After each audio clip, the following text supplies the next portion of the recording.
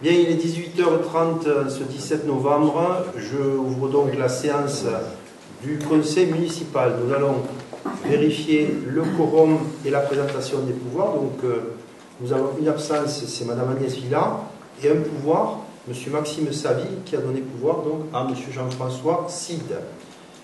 En application de l'article L2121-15 du Code général des collectivités territoriales, une auxiliaire au secrétaire est désignée à la personne de Madame Aline Josse, chargée de l'organisation de l'administration générale des services à la mairie.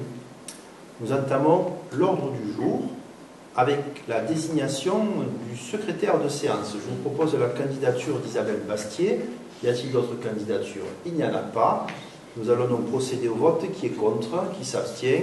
C'est approuvé à l'unanimité. Merci Madame Bastier d'accepter à nouveau cette lourde tâche. Je vous informe de la démission de Monsieur Jérôme de Saint-Nicolas, conseiller municipal. Le conseil municipal sera donc composé désormais de 13 élus.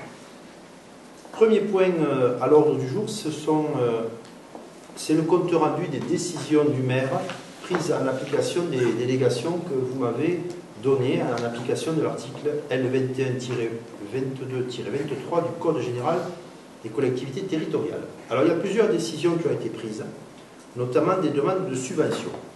La première demande de subvention concerne un programme de mobilité qui a été engagé par Franck Diloiré en sa qualité d'adjoint aux mobilités.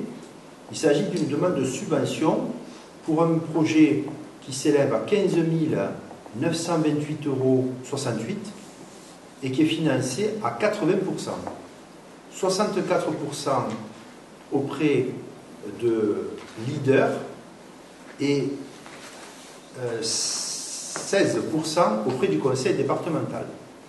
Donc, la clé de répartition de ce programme serait donc leader 10 194,35 €, conseil départemental 2 548,59 € et le reste à charge pour la commune 3 185,74 €. Alors, pourquoi engager ces frais?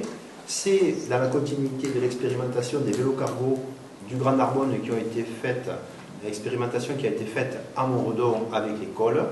Et donc, nous avons décidé d'acquérir un vélo cargo, un triporteur à assistance électrique, 2 long bikes, ce sont des vélos à assistance électrique qui permettent de porter des enfants sur la roue arrière sur un porte-bagages adapté, 15 arceaux qui permettent de stationner les vélos dans l'ensemble du village, 3 arceaux de recharge de vélos à assistance électrique, donc ce sont des bornes de recharge pour les vélos à assistance électrique, ainsi qu'une borne de réparation des vélos. Donc les 3 bornes seraient implantées, une devant l'école, une devant la mairie, une devant la salle des fêtes, et nous voulons continuer ce qui a été initié.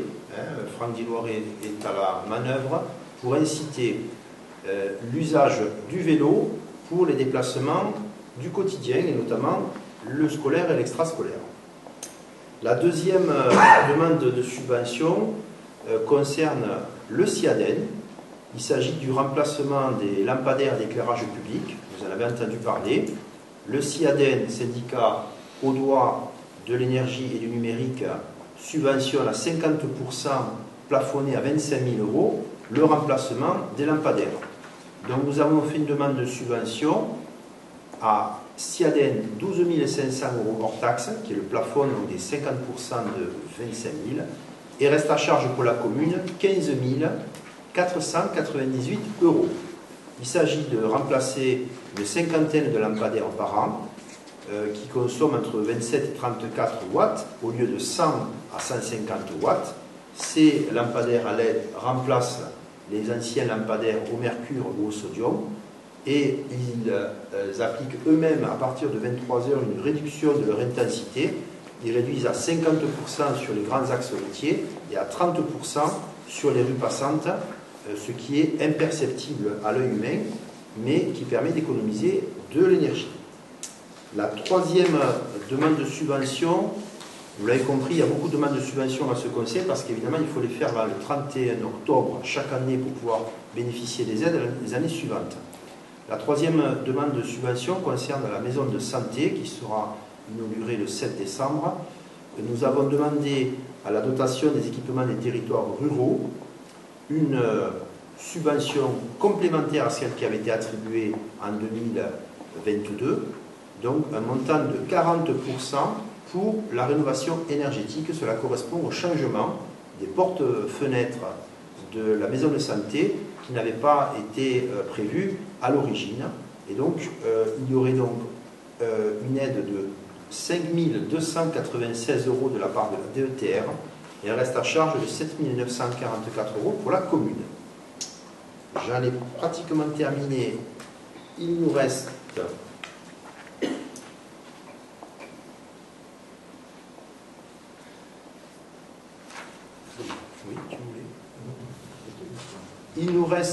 la demande concernant la future maison de la culture.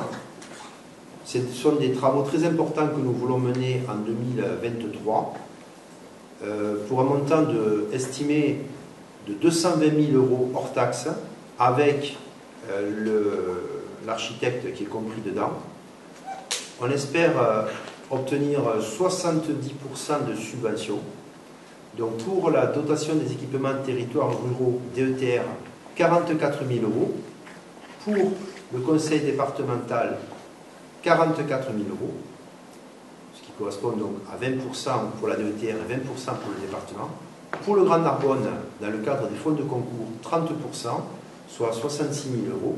Et le reste à charge de la commune qui doit être équivalent au montant du Grand Narbonne, c'est la règle des fonds de concours, 30%, donc 66 000 € hors taxe. Bien sûr, nous aurons l'occasion plus tard, il s'agit de faire les demandes de subvention avant le 31 octobre, on aura l'occasion en conseil de parler plus avant de ce projet. Le dernier point concerne, non, ce n'est pas le dernier point, il y en a encore un, c'est l'impasse du Faubourg avec une demande de subvention pour des travaux d'aménagement de voirie d'un montant de 87 276,46 € pour lequel nous demandons un financement de 20% à la DETR, à la dotation d'équipement des territoires ruraux, soit 17 455,30 €. Ensuite, 40% de fonds de concours du Grand Narbonne, soit 34 910,28 €. Et le reste à charge, encore une fois, 40% à la commune, qui doit être égal à la participation du fonds de concours du Grand Narbonne, 34 910,58 €. Voilà pour ces 5 décisions de demande de subvention. Les deux autres décisions concernent la mise en location des cabinets médicaux pour les médecins, donc, que vous connaissez, le docteur Rudichour, le docteur Perrault et le docteur Deyo, donc, qui sont locataires pour un montant de loyer de 300 € mensuels, ainsi que les infirmières qui ont un local d'un montant de loyer à 200 € qu'elles partagent pour moitié, Madame Olive et Madame Pérez. Voilà pour l'ensemble des décisions que j'ai prises en délégation du conseil municipal. Avez-vous des questions, interventions? On peut passer au vote. Qui est contre? Qui s'abstient? C'est approuvé à l'unanimité. Je vous remercie. Le point suivant concerne l'approbation du procès-verbal du dernier conseil municipal du 6 octobre. Vous l'avez reçu avec votre convocation. Y a-t-il des observations, des annotations, des modifications? Rien du tout. On va procéder au vote. Qui est contre? Qui s'abstient? C'est approuvé à l'unanimité. Je vous remercie. Le point numéro 3 concerne l'enfance et je passe la parole à Madame Lise Fournier, adjointe à l'enfance, l'éducation et la jeunesse. Je vous remercie, Monsieur le maire. Donc, il s'agit de la délibération sur la convention territoriale globale. Depuis quelques années, les contrats enfance-jeunesse sont progressivement remplacés par des conventions territoriales globales. Celles-ci sont portées par la Caisse d'allocation familiale qui contribue à une offre globale de services aux familles tant par le versement des prestations légales, du financement des services et des structures que de l'accompagnement. Dans ce cadre, la Convention territoriale globale, ou CTG, est une démarche partenariale entre les communes et la Caisse d'allocation familiale qui a pour objectif d'élaborer le projet de territoire pour le maintien et le développement des services aux familles. Elle peut couvrir les domaines d'intervention suivants: petite enfance, enfance-jeunesse, parentalité, accès aux droits et aux services, inclusion numérique, animation de la vie sociale, logement, handicap et accompagnement social. Le périmètre de cette convention s'étend sur le territoire de la communauté de communes du Grand Narbonne, en y associant également Feuillat et Fitou. Au-delà des traditionnels services à la population, les collectivités signataires s'attachent à maintenir le lien social, favoriser l'insertion et développer les solidarités. Pour l'application de cette convention, il sera mis en place un comité de pilotage composé de représentants des collectivités et de la Caisse d'allocation familiale. Celui-ci assurera le suivi et la réalisation des objectifs de cette convention, contribuera à renforcer la coordination, veillera à la complémentarité des actions et portera une attention particulière aux initiatives et aux actions innovantes du territoire. La présente convention est conclue à compter du 1er janvier 2022 jusqu'au 31 décembre 2026. Elle ne peut être renouvelée que par express reconduction. La signature de cette convention est, pour notre municipalité, un des enjeux territoriaux majeurs en ce qui concerne l'enfant et la jeunesse. Elle nous permettra d'apporter une réponse aux jeunes de 12 à 25 ans par un déploiement coordonné de structures adaptées au public jeune et conduira des opérations le fidélisant, ainsi que de mieux couvrir les zones d'accueil d'espaces ados pour permettre à ceux-ci d'avoir accès à une offre de loisirs, d'information et de prévention sur notre commune. Je vous propose donc de voter afin d'approuver les enjeux de cette convention territoriale globale à passer avec la Caisse d'allocation familiale de l'Aude et les collectivités et d'autoriser Monsieur le maire à signer celle-ci. Merci pour cette présentation détaillée. Est-ce qu'il y a des questions, des interventions? Une question? Juste une petite précision, savoir comment ça va se passer concrètement. On ne peut pas mélanger les enfants de 12 ans avec des adultes pratiquement de 25 ans, donc voir après comment vous allez le gérer ça. C'est vrai. C'est une responsabilité forte quand même. Tout à fait. Et ça, c'est un des enjeux que je vous ai expliqué quand on s'est vu dans mon bureau cette semaine. C'est que, pour en avoir discuté avec notamment la MJC de Mourdeau, dans le cadre de la préparation de local d'accueil jeunesse 17h-20h, nous serons bien évidemment, et la présidente de la MJC et l'ensemble du conseil est très attentif à ce sujet, étant donné l'amplitude de cette qualification jeunesse qui va jusqu'à 25 ans pour la tranche supérieure, il n'est évidemment pas admissible qu'on puisse laisser côtoyer au même moment des jeunes filles de 13 ans et des jeunes garçons de 24. Donc là-dessus, on est très vigilant et on sait que c'est quelque chose qu'il va falloir gérer avec un planning tout simplement d'occupation de la salle pour éviter qu'il y ait des problèmes. Oui. Sachant notamment que bon, pour l'instant, comme vous voyez, c'est uniquement la signature de la convention, mais il va y avoir des comités de pilotage et que nous serons de toute façon attentifs au nombre d'inscriptions aussi. Rien ne nous dit à l'heure d'aujourd'hui que nous aurons des jeunes de 25 ans qui adhéreront à un projet structurant sur la commune. Ce sera peut-être que des jeunes ados entre 15 et 16 ans, et si tant est que nous ayons plusieurs tranches d'âge, eh bien, comme le disait très justement Monsieur le maire, il suffira de programmer, comme on programme dans n'importe quel club sportif ou culturel, des animations qui représentent les tranches d'âge concernées. C'était important d'avoir cette connaissance pour tout le monde, je pense. Tout à fait. Bien, nous allons procéder au vote. Qui est contre? Qui s'abstient? C'est approuvé à l'unanimité, je vous remercie.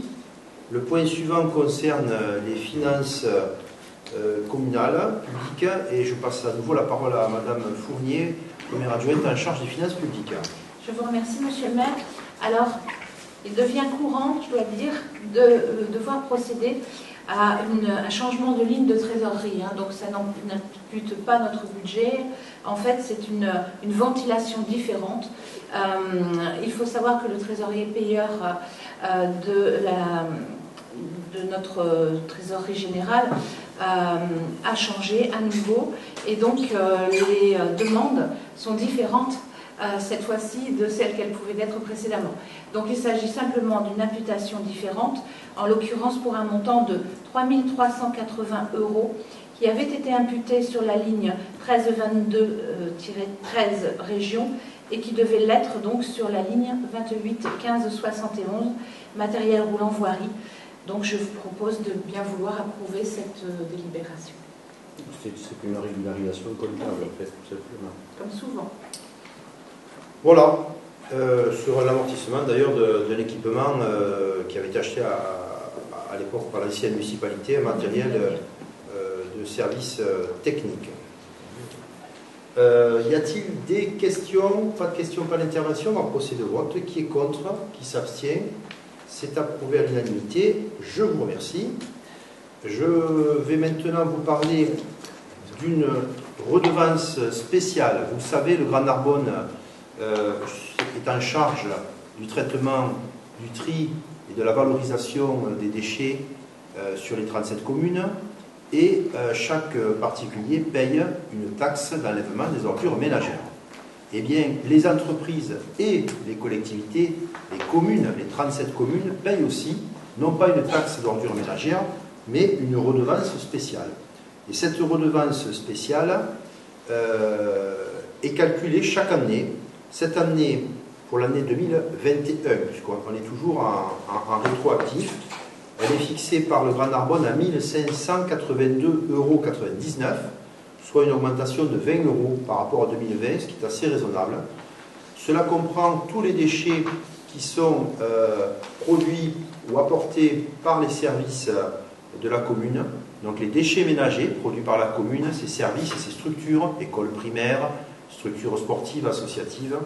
Les déchets directs de la collectivité qui sont apportés en déchetterie, en recyclerie, sur les sites de traitement type Bioterra, Sorena aussi.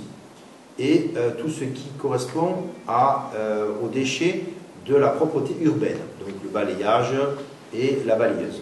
Voilà, à l'exclusion bien sûr de tous les produits qui sont exclus, cadavres d'animaux, résidus de peinture, déchets d'activités à risque infectieux, etc. Donc il s'agit de la taxe, c'est la redevance, au même titre que les particuliers payent la taxe d'ordures ménagères, les entreprises et les collectivités payent une redevance spéciale, qui donc augmente de 20 € et passe à 1 582,99 € pour l'année 2021. Avez-vous des questions, des interventions? On n'en a pas. On va procéder au vote. Qui est contre? Qui s'abstient? C'est approuvé à l'unanimité. Je vous remercie. Le point suivant concerne une redevance d'occupation du domaine public par les opérateurs de télécommunications, et je passe la parole à M. Jean-François Cide, deuxième adjoint en charge de l'urbanisme.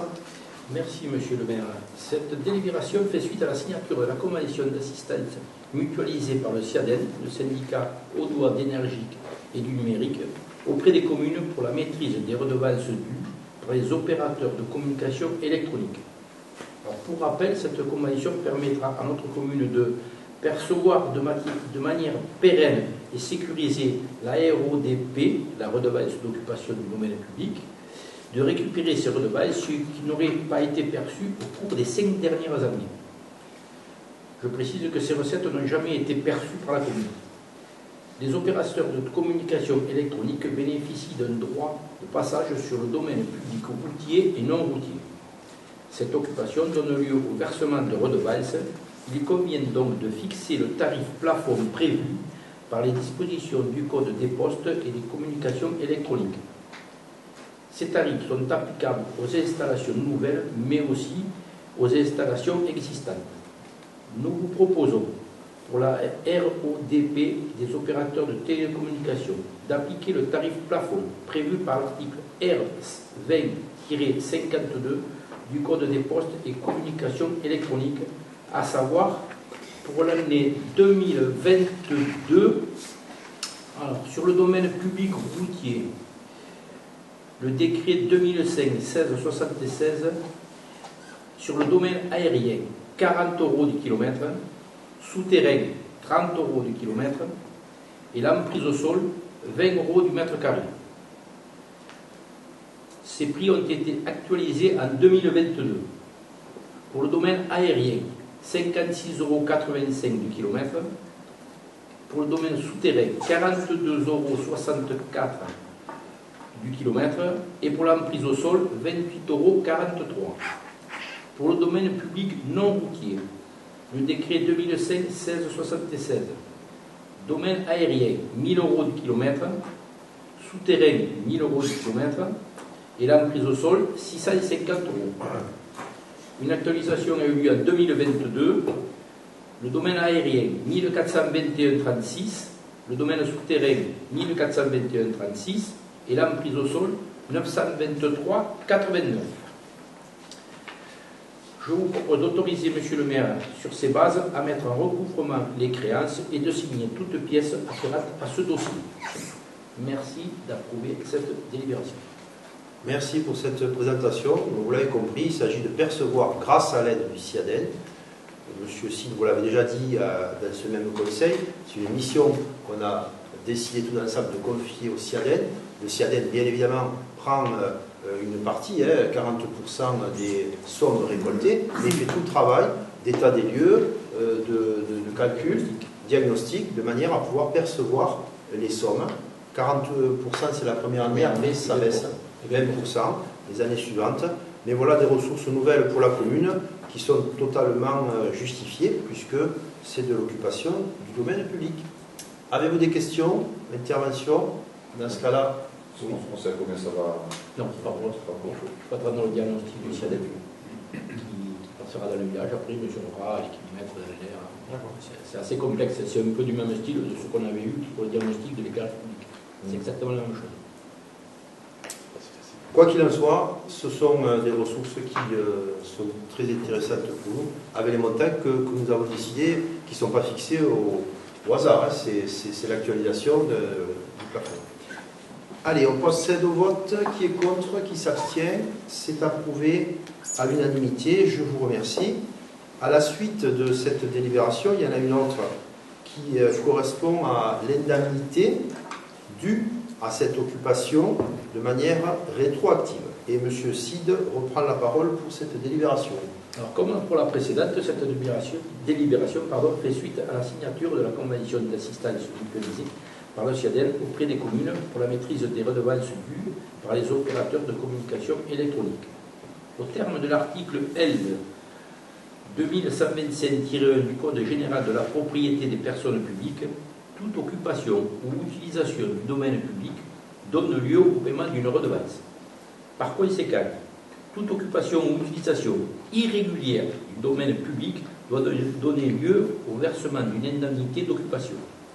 Le Conseil d'État, jugeant d'une manière constante que l'occupation sans droit ni titre d'une dépendance du domaine public constitue une faute commise par l'occupant et qui l'oblige à réparer le dommage causé. L'indemnité constitue la contrepartie exigée de l'occupation sans titre.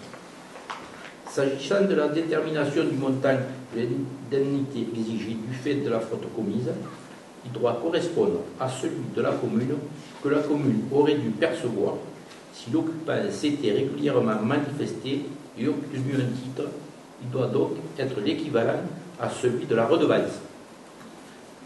En conséquence, pour les années de 2017 à 2021, durant lesquelles le domaine public communal a été occupé sans droit ni titre par les réseaux et ouvrages de communication, il convient d'exiger des occupants irréguliers le versement d'une indemnité compensatrice. Nous vous proposons d'instaurer le principe d'une indemnisation de la commune par les occupants sans droit ni titre du domaine public communal du fait de la présence irrégulière de travaux et d'ouvrages de communication électronique pour les années 2017 à 2021, de faire correspondre le montant de l'indemnité au montant annuel plafond actualisé de la redevance qu'aurait perçu la commune en cas d'occupation régulière pour les années subvisées. d'autoriser Monsieur le maire, sur ces bases, à mettre en recouvrement les créances et de signer toutes pièces afférentes à ce dossier. Merci d'adopter cette délibération. Eh bien, merci pour cette présentation. Donc, vous l'avez compris, la précédente, c'était les montants pour le futur. Et là, il s'agit de fixer une indemnité avec le même montant pour le passé. Donc, remonter, c'est tout à fait légal, de 2017 à 2021 pour récupérer ces années d'impayés sous forme d'indemnité et non pas de redevance. Voilà. Y a-t-il des questions? Pardon? Pas de questions. Donc, nous allons procéder au vote. Qui est contre? Qui s'abstient? C'est approuvé à l'unanimité. Je vous remercie. Le point numéro 8 concerne le Grand Narbonne. Dans la convocation que je vous ai adressée, je vous ai envoyé par fichier électronique les 2 rapports dont vous devez prendre connaissance. Il s'agit du rapport annuel sur le prix et la qualité du service public de l'eau potable et de l'assainissement, d'une part, et le rapport annuel sur le prix et la qualité du service public de prévention et de la gestion des déchets. Alors ces 2 rapports figurent sur le coin de cette table à la destination du public s'il souhaite aussi, à l'issue du conseil, le feuilleter. Il sera bien évidemment à l'accueil de la mairie consultable par tous nos concitoyens. Mais voilà, vous devez, en tant qu'élu, en prendre connaissance. Il ne s'agit pas d'un vote, il s'agit juste de prendre connaissance de ce rapport. J'espère que, comme moi, vous l'avez parcouru de A à Z et que vous avez trouvé le sommeil. Je vous propose de passer au point suivant, qui est le point important. Tous les points sont importants, mais celui-là l'est particulièrement. Il s'agit de la modification, la 5e modification de notre plan local d'urbanisme. Alors, je vous rappelle le contexte qui a guidé notre modification. Il s'agit de modifier sur nos zones d'activité la possibilité d'accueillir des entreprises de vente de produits, de commerce de détail, qui étaient limités à 400 mètres carrés et de porter ce curseur à 1000 mètres carrés. Cela fait suite à la demande d'un groupe qui veut installer un supermarché sur la commune. D'ailleurs, nous aurons, je le dirai à la fin, une réunion prochaine sur ce sujet. Et donc, nous avons lancé cette modification. Alors, on a commencé dès le 12 août 2020 à présenter le projet au Grand Narbonne. Donc, j'ai rencontré pour cela le président ainsi que les différents services. Et ensuite, nous avons lancé le 15 décembre 2021. J'ai signé devant vous en conseil municipal, souvenez-vous, l'arrêté d'ouverture de cette modification. Et le processus a été enclenché. Il y a eu, vous le savez, un commissaire enquêteur qui est venu à Montredon entre le 11 juillet et le 12 août pour suivre cette procédure avec 3 permanences. Malgré le dispositif, la participation du public n'a pas été importante. Aucun courrier n'a été adressé au commissaire enquêteur et aucun examen du dossier par les citoyens n'a été enregistré. Une seule contribution a été faite lors de la permanence du 3 août 2022, mais elle était hors sujet.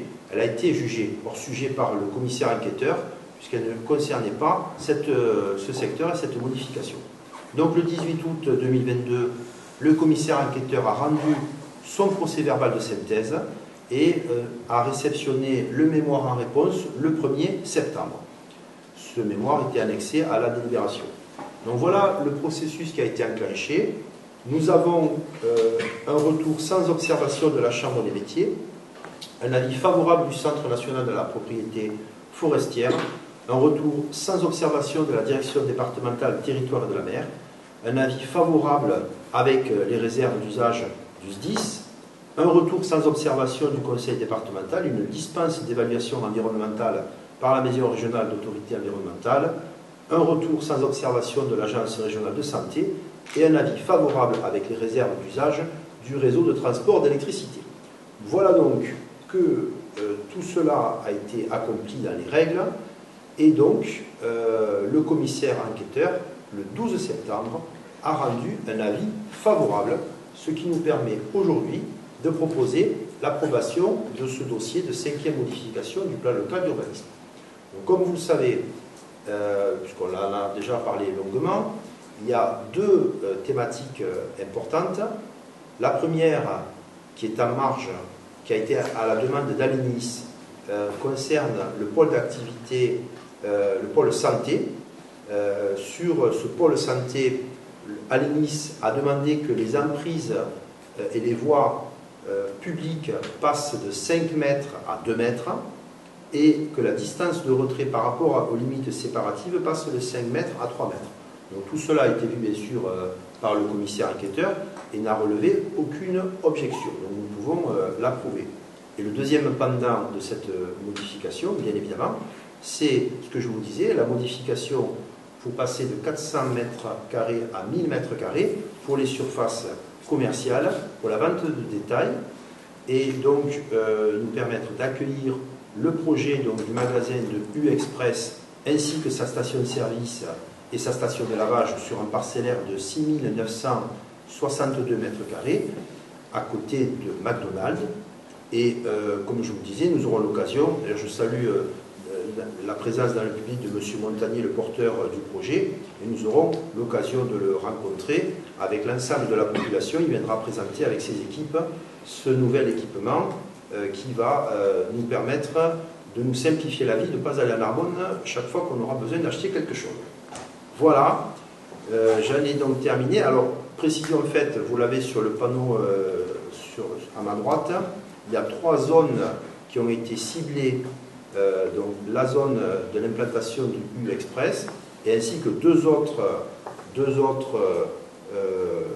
lieux, les anciens bâtiments de la menuiserie, anciennement connue menuiserie Vial, qui sont donc des cellules commerciales de 1000 m² qui sont en location. Donc grâce à l'élèvement du curseur de 400 à 1000 m², ces surfaces vont pouvoir être louées à des activités de commerce de détail, vêtements, chaussures, articles de sport, et non pas uniquement industriels. Et dernière implantation potentiellement intéressante, c'est l'entrepôt occupé par la société Continental, puisque là nous avons des bâtiments et nous avons aussi du parking. Donc il ne faut pas se fermer à cette possibilité que dans le futur, il y ait là une activité, même si le locataire est en place pour quelques années. Voilà, j'en ai terminé de la présentation de cette 5e modification. Avez-vous des questions, des interventions? Non. Donc je vous propose de passer au vote. Qui est contre? Qui s'abstient? C'est approuvé à l'unanimité et je vous remercie. Le point suivant concerne l'approbation de la modification des statuts du CIVOM Narbonne Rural. Et pour cela, je passe la parole à Madame Christina Pellegrin, vice-présidente du CIVOM, mais qui parle là en sa qualité de 4e adjointe de la mairie. Merci, Monsieur le maire. Donc, le 19 octobre dernier, l'ensemble des 16 communes qui adhèrent au CIVOM depuis 1971, je le rappelle juste au passage, étaient réunies en conseil syndical et ont voté à l'unanimité la modification des statuts du CIVOM. Sur 2 modifications simplement, et qui ont été apportées et qui sont les suivantes. Premièrement, permettre au CIVOM de fiscaliser la participation des communes à charge pour l'Assemblée délibérante ou de s'opposer à cette fiscalisation et de décider de verser tout ou partie la somme fiscalisée par le CIVOM sous forme de participation versée par le budget de la commune. Et deuxièmement, une deuxième modification, supprimer une compétence optionnelle qui était liée au contrat de temps libre et qui n'existe plus aujourd'hui. Concernant la première modification, cette modification des statuts doit être approuvée pour chaque commune adhérente au CIVOM. Je vous rappelle que le CIVOM est un syndicat intercommunal à vocation multiple, associant avec souplesse et proximité nos 16 communes environnantes afin de porter des services publics avec un intérêt commun.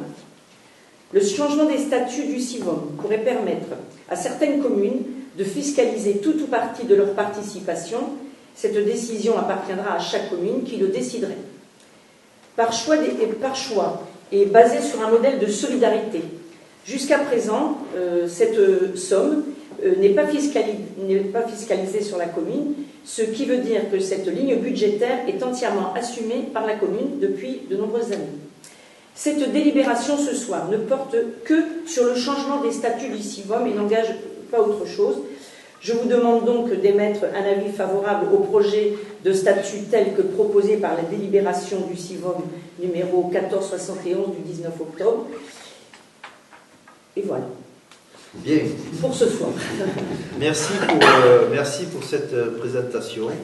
Il ne s'agit pas ce soir de décider de fiscaliser ou non la participation communale ou l'éventuelle augmentation de cette participation dans le futur immédiat. Il ne s'agit pas de décider de fiscaliser ce soir. Hein. Il s'agit d'accepter la modification des statuts du CIVOM dans lequel nous sommes, au même titre que les 16 communes qui constituent ce CIVOM. Donc vous avez la liste sur la carte. Mais il s'agit vraiment d'accepter la modification des statuts. Uniquement des statuts. Et sur ces deux points-là, et l'ensemble des 16 communes doivent avoir délibéré avant le 15 décembre. C'est pour cette raison qu'on vous le présente ce soir. Voilà. Avez-vous des questions, des interventions? On va procéder au vote. Qui est contre? Qui s'abstient? C'est approuvé à l'unanimité. Je vous remercie. Le point suivant, c'est les délégations consenties au maire par le conseil municipal. Une modification, vous l'avez vu en tout début de conseil, je vous ai énuméré la liste des décisions que j'avais prises en votre nom. Lorsque nous avions délibéré le 17 juin 2020, nous n'avions pas indiqué de montant dans la deuxième délégation que le conseil donne au maire. Il s'agissait de fixer dans la limite d'une certaine somme les tarifs des droits de voirie, de stationnement, de dépôt temporaire sur les voies et autres lieux publics, et d'une manière générale des droits prévus au profit de la commune qui n'ont pas un caractère fiscal, ces droits et tarifs pouvant, le cas échéant, faire l'objet de modulations résultant de l'utilisation de procédures dématérialisées. En fait, cela concerne principalement, vous le savez, les droits de voirie, c'est l'occupation provisoire d'un food truck, de marchands ou de forains sur le domaine public. Pour ne pas avoir à réunir le conseil municipal à chaque fois que la demande est faite, cela fait partie des 27 délégations que le maire obtient du conseil municipal, et je vous propose de fixer à 500 € la limite de ce droit qui permettrait d'éviter de réunir le conseil, que je pourrais prendre en décision et à vous rendre compte au conseil municipal suivant. Donc ça, c'était la délibération du 17 juin dans laquelle nous n'avions pas indiqué de montant, contrairement aux 26 autres, et donc il faut rajouter un montant. Est-ce que vous avez des questions? Pas d'intervention? Dans ce cas-là, je vous propose de passer au vote. Qui est contre? Qui s'abstient? C'est approuvé à l'unanimité. Je vous remercie. Le point suivant concerne les affaires générales et le projet d'extinction partielle de l'éclairage public sur le territoire de la commune. Et pour cela, je passe la parole à Madame Isabelle Bastier, conseillère municipale en charge de la transition énergétique. Cette délibération permettra d'approuver le principe de l'extinction partielle de l'éclairage public. Les limites de son application seront fixées par arrêté municipal. 700% d'augmentation des tarifs du gaz ont été annoncés par le CIADEL. Le montant de la hausse des coûts de l'électricité est encore attendu et nous pouvons en attendre le pire. D'où l'intérêt d'investir sur les équipements énergétiques de la commune. Donc, comme l'expliquait tout à l'heure M. Cid, les travaux de rénovation de l'éclairage public ont commencé, en partenariat donc avec le CIADEN, je le rappelle, qui subventionne 50% des travaux, plafonné à 25 000 € par an. Ce plan annuel, pluriannuel de rénovation s'étalera à peu près sur 5 ans, le temps d'équiper tout le village en LED. Nous avons rencontré, monsieur le maire et moi-même, l'année dernière déjà, des élus de Périac, contacté des élus d'Ornaison, qui se félicitent tous d'avoir fait le choix de l'extinction partielle de l'éclairage public, comme d'ailleurs de très nombreuses communes en France, de plus en plus nombreuses d'ailleurs. Ainsi, dans le but de concilier sobriété énergétique, santé des finances publiques et de l'environnement, en début d'année, les éclairages publics seront éteints durant 5 heures pendant la nuit. Nous demandons au conseil municipal d'approuver ce principe d'extinction et d'autoriser monsieur le maire à signer un arrêté municipal pour appliquer cette mesure. Merci Madame Bastier. Donc vous le savez, une expérimentation a déjà eu cours de manière ponctuelle sur la commune. Là il s'agit d'étendre face à la crise énergétique et à l'élévation très importante des montants qui nous sont annoncés par le groupement d'achat du CIADEN. Donc vous l'avez dit, 700% d'augmentation pour le gaz, ça concerne uniquement le chauffage de la mairie, mais déjà c'est très important. L'électricité aussi. Et nous allons communiquer, nous allons bien expliquer les tenants et aboutissants, économie d'énergie, malgré le travail qui est fait, on ne pourra pas changer tous les lampadaires en une année, il faut 5 ans, et la sécurité ne sera pas oubliée, on expliquera très clairement à quel point sur l'aspect sécurité, il n'y a pas d'incidence selon les services de gendarmerie entre extinction lumineuse et hausse des cambriolages par exemple, ou des voies de fait. Voilà. Donc cela étant dit, on va finaliser cette partie de communication et nous envisageons en tout début d'année de procéder à cette extinction dont les modalités seront bientôt déterminées. Voilà. Y a-t-il des questions, une intervention, monsieur? Ça ne remet pas en cause, on est fondé de la démarche, bien évidemment, mais pour revenir sur la sécurité, y a-t-il une incidence particulière entre l'extinction et le travail, entre guillemets, de la caméra? Est-ce qu'il y a toujours cette lisibilité des plaques, tout ça fait? Oui, alors on a communiqué là-dessus, je pense, voilà. C'est important aussi. C'est important aussi, le système de vidéoprotection de la commune est suffisamment performant pour lire les plaques d'immatriculation, puisque ce sont des caméras qui sont focalisées dessus.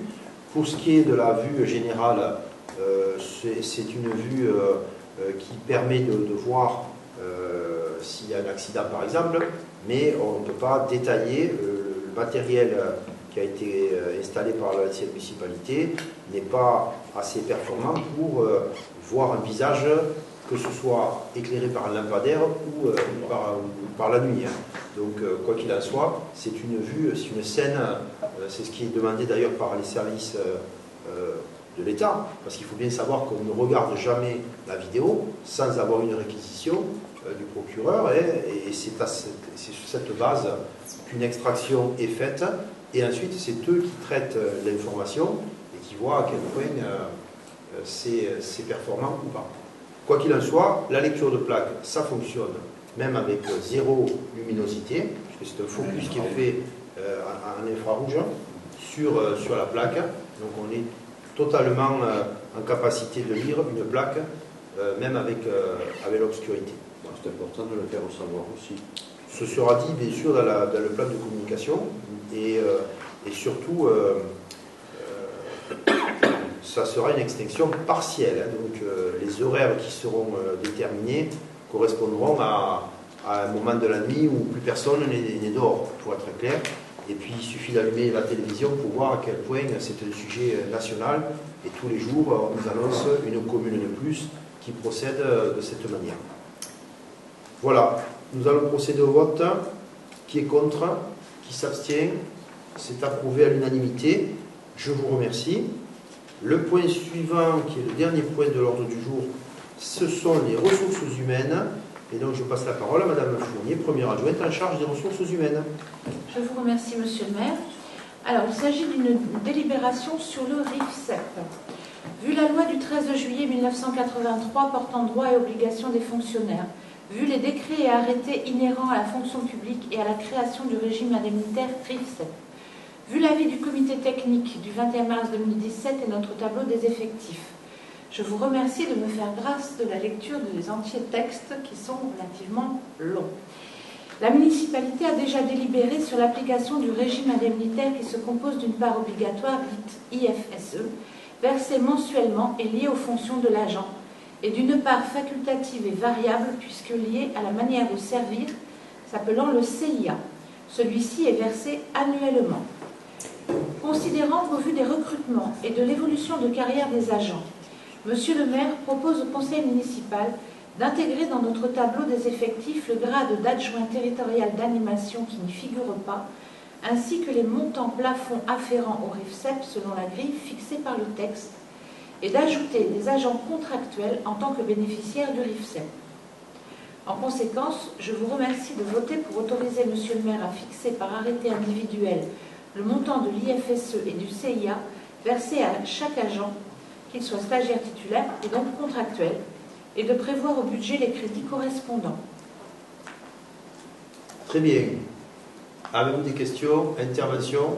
C'est mineur, hein, c'est juste à la marge. Au niveau de l'IFSE, donc suggestion, expertise, est-ce que vous faites une distinction entre les titulaires et les contractuels qui seront sur la même base? Sur la même base. Pas d'autres questions? Procédons au vote. Qui est contre? Qui s'abstient? C'est approuvé à l'unanimité. Je vous remercie. Avant de nous quitter, quelques informations municipales. Tout d'abord, la maison de santé de la Porte des Corbières sera inaugurée le 7 décembre à 14h en présence de monsieur le sous-préfet Rémi Ressiot, madame Hélène Sandranier, présidente du conseil départemental, et d'autres personnalités. Comme tous les présidents et présidentes d'associations, vous, élus, avez reçu ce soir un Bristol d'invitation. Je vous invite à participer à cette inauguration. Il y aura ensuite, entre le 1er et le 15 décembre, une réunion publique avec M. Montagnier, ici présent, et l'ensemble de son staff pour présenter le U-Express qui va ouvrir prochainement ses portes.